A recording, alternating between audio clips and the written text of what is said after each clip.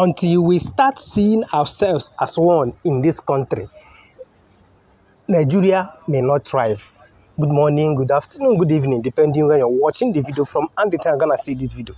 I remain my humble self, the Ikeman. If you are coming across my page for the first time, I would like you to share my videos, like, comment, and follow my page if you are not following me. This is exactly what Alain Onyema, the CEO of APs, have said in this NBA conference, National Bar Association conference. This man has exposed the government policies that are not helping the businessmen, especially from some parts of Nigeria. It's as if that the ministers the government appoint are just seeing businessmen as their problem. This man has spit it out, has exposed the policies that are affecting businesses in Nigeria. And if the government refuses to change from that, Nigeria may not thrive, because it's with these businessmen that we help Nigeria to thrive. I would like you to watch this video and watch the things this man have exposed concerning the government of Nigeria. As I'm watching it, try to like it, comment, and follow my page if you're not following me. Nigeria, we must have a new Nigeria. Whether they like it or not, we move. As I stand here, we are not serious in this country about encouraging indigenous investments.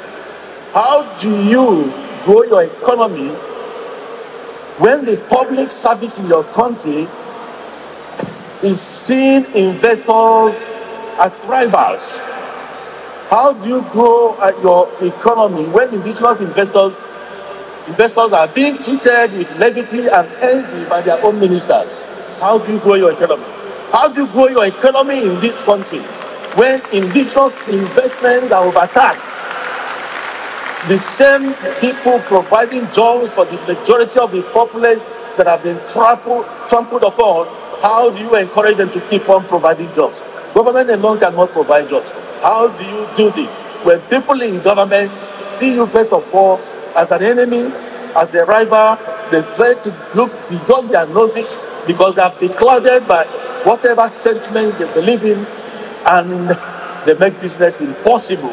They make the growth of business. Which investor would like to come to Nigeria to invest after hearing these kind of things? You can imagine the government officials fighting private business owners in Nigeria.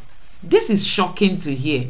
Our government does not know how to make business-friendly policies, and that is why Nigeria keep moving backward instead of forward. So guys, let me allow you just listen to what Onyema got to say. Honestly, he blew out fire from his mouth. Just take a look at this. Nigeria is the envy of so many nations in this world.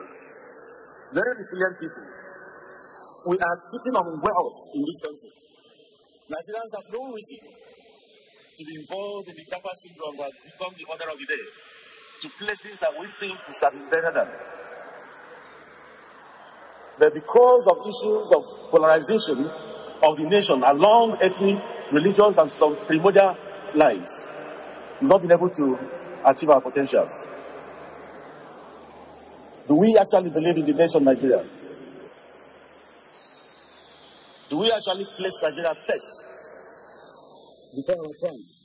No. Why do I say that ethnic nationalism or tribal nationalism or regional nationalism or whatever you call it? Why am I saying that it become our bane? Take for instance, the fight against corruption. All I need to go scot-free in this country, even if I steal the entire nation, even steal your future and your great-grandchildren's future, is for me to whip up ethnic sentiments, and my tribal elements will support me. Oh, it's our own. And it is dead. Nobody says anything again. We cannot continue like this as a nation. These things are not helpful in the economic growth of this country in so many ways. There's no unity of purpose. Have you thought of if this situation is not existing in this country, where this country would have been today? It means there will not be anything like federal character. There will not be anything like a quota system. There will not be anything like mediocrity being foisted and forced on everyone. Because they're not thinking like a one nation we are supposed to be. If we think that way, we don't care about where your president comes from. Myself, Alan Oyem, I don't care where my president, the ministers, the messengers, the governors come from. They can come from one village as far as I'm concerned. All I need is good governance. However, what we practice in Nigeria is the other way around, and that has demeaned the progress of our nation. And I have to say that unless and until when we fight for each other, nationhood will continue to elude us. Unless and until we fight for each other, nationhood will continue to elude this country. Why did I say so? Take, for example, Nigeria is a multicultural entity. In a multicultural nation like Nigeria, the worst thing you can do to yourself is to allow the components of that entity to be fighting for themselves, for whatever belongs to them or what they should get. Once you do that, you're creating a very huge problem that may consume that particular nation. What we need is to fight for each other. I want to see a situation where someone from Kano will wake up one day and pick up the gauntlet and say, government, my brothers in the southeastern part of the country have no roads. Their roads are highly dilapidated. All the federal government roads there are washed up by erosion. Government, what are you doing about it? This is somebody from Kano fighting for the man in the southeast. Do you know the extent that we do to touch the hearts and minds of people from that section of the country? Imagine someone from the southeast picking up a fight with the federal government. Our brothers and sisters in the northern part of the country, they need irrigation. They need dams to, irrigate their farms. Let somebody from the southeast pick up that fight and be fighting for the northern part. Imagine what that would do with the minds and hearts of our northern brothers. Let somebody from the southwest fight for his fellows in the south-south. Until and only when we begin to fight each other, that we can fight for each other, we can have a nation. What we are doing now is fighting against each other. And that is not helpful at all. That's why I say that national cohesion is part of the challenges. Collapsing national security. You cannot make any impactful economic growth with the kind of the security situation we have in our nation today. The receding Boko Haram threats have been replaced in a wave of nexus of banditry and terrorism in the southwest. In the northwest. In the north central, you have the farmer herders crisis raging, with thousands of people losing their lives in our nation. In other countries, in other climes, the death of just one person in an unwholesome way will generate a lot of problems. In Nigeria, thousands die, nobody gives a damn. You cannot start to begin to build nationhood in this manner. In the southwest, there's a new wave or upsurge in gangsterism and ritual killings. In the southeast, you have separatist violence with the attendant criminal opportunism.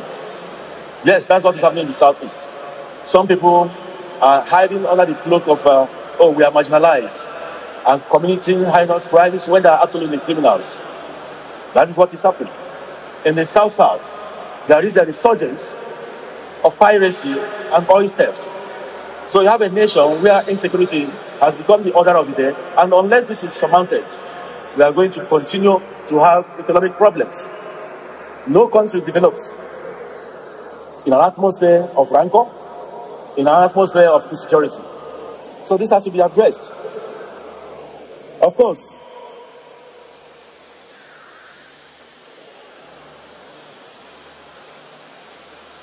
you have to start thinking about the ease of doing business in Nigeria. when the lead speaker spoke, he talked about airpeace. The ease of doing business in Nigeria is zero, absolutely non-existent. In your neighboring country like the Republic of Benin, if you're bringing in any goods into that country, you know for sure that within 48 hours, your goods will be cleared. In Nigeria, you're not starting when. Let me take aviation, for instance, where I belong. There's what is called AOG, that is aircraft on ground. Aircraft on ground means a situation where there's a technical problem with an aircraft. Maybe something goes south in an aircraft and you need that part, and you discover that in your technical stores, you don't have that part. You need to import it. All over the world, AOG situations are treated like a matter of life and death. The aircraft is treated like a living being.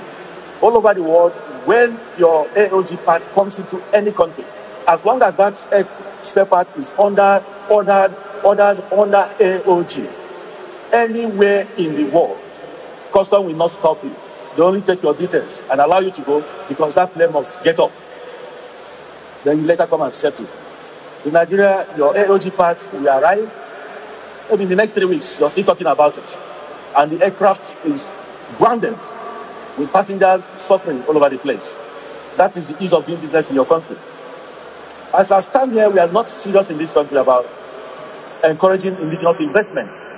How do you grow your economy when the public service in your country is seeing investors as rivals? How do you grow your economy when indigenous investors How do you grow your economy? How do you grow your economy in this country when indigenous investments are overtaxed?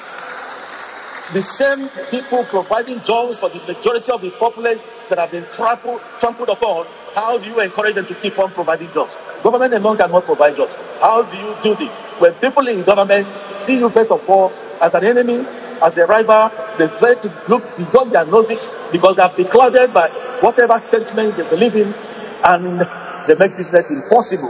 They make the growth of business impossible in this country. He told you about airpeace having $14 million or so stranded in the central bank. Yes, of course, it's not hidden. For the past 4 months, and you have about 15 aircraft stranded abroad. How do you? And people will say, oh, Nigerian airlines, they lack capacity. They don't lack capacity. What they lack is truthful government support. What they lack is ease of doing business. Do you know the amount of money this country spends through its airlines in maintenance?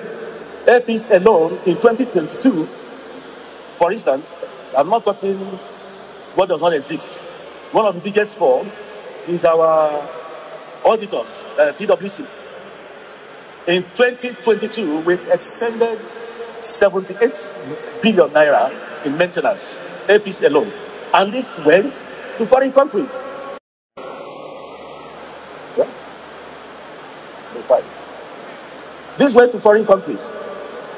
How do you expect growth of indigenous investment in this manner? It will never happen. I applied to have a maintenance hangar in 2015. I paid over 100 million to lease land at the Lagos airport to farm. That's about 6-7 years ago. They even later made us to pay more money. As I speak to you, we are yet to get that light. And this is the biggest carrier, not only in West Africa, the whole of Central Africa, and the largest, the fastest growing airline in the whole of Africa. Yet, it cannot boast of a hangar space. Not because it doesn't have the funds to build one. If they had given us this some 6 years ago, maybe now Nigeria will have an MRO they'll be proud of, that will attract foreign investments, because other countries will come here and maintain their aircraft. But Nigerian airlines will maintain their aircraft here. So you can imagine what one airline alone has pushed out to the foreign reserves of other countries. This is what is happening here. The ease of doing business is zero, completely zero. And unless this is addressed, we cannot have any solution in sight. Of course, you talk about endemic public corruption. That one is something of not only public notice, even judicial notice. So I don't have to dwell on that. Of course, our economy has been battered. But if we have the political will, we can come out of it. If we have the political will, we can come out of it.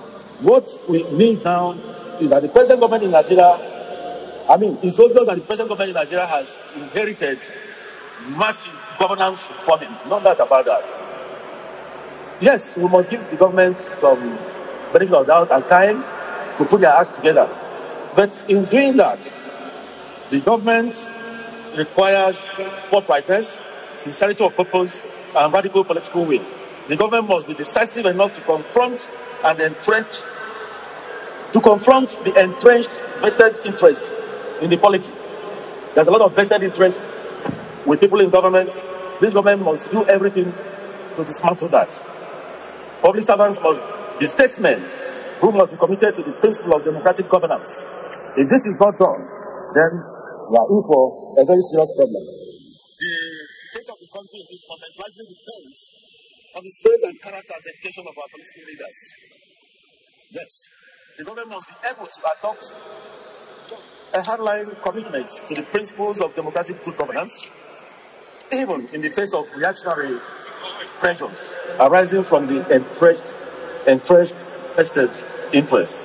However, if we are going to have bad statesmen in governance, the chances are that the challenges will aggravate into a combustible mix that may herald a failed state in Nigeria in the nearest future.